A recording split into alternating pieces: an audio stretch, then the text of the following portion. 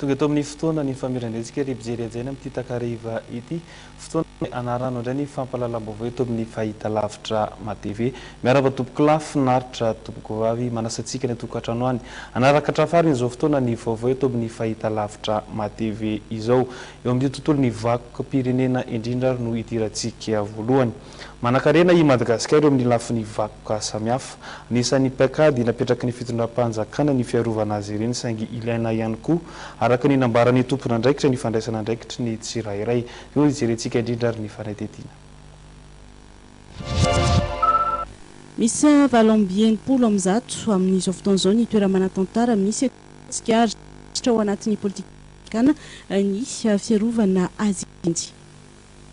fiarovana vakoka dia miara-miasa mandrakarina amin'ireo vondron'olona eny fotony ary tiana etona zany manipiteny mandrakariva zany amin'ny vondron'olona eny fotony mba hiara-misalama tsy tena mikolontsaina zany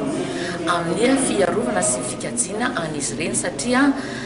raha ataontsika hoe any amin'ny toerana anankiray izay any Mahajanga ohatra misy toerana izay voasokajy ho arem-pirenena dia mia angy ireo vondro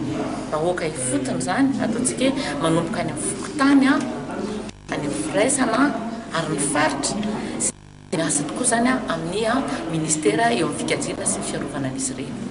tsy dia loatra tatoato ny akon'ny fanadihadiana mikasika ny namay ny rovana Antananarivo raika amby roapolo lasa izay lasa tetsan-dany izany ny tompona andraikitra fa efa misy ny ministera izay miandraikitra ny lafy ny fitsarana manodidina izany raharaha izany etsan-dany izany dia efa nisy ihany koa moa ny fitoriana napetraka mikasika ny alatra tao amin'ny tranombakoka Antongona raha ny nambarany tompona andraikitra Atranjy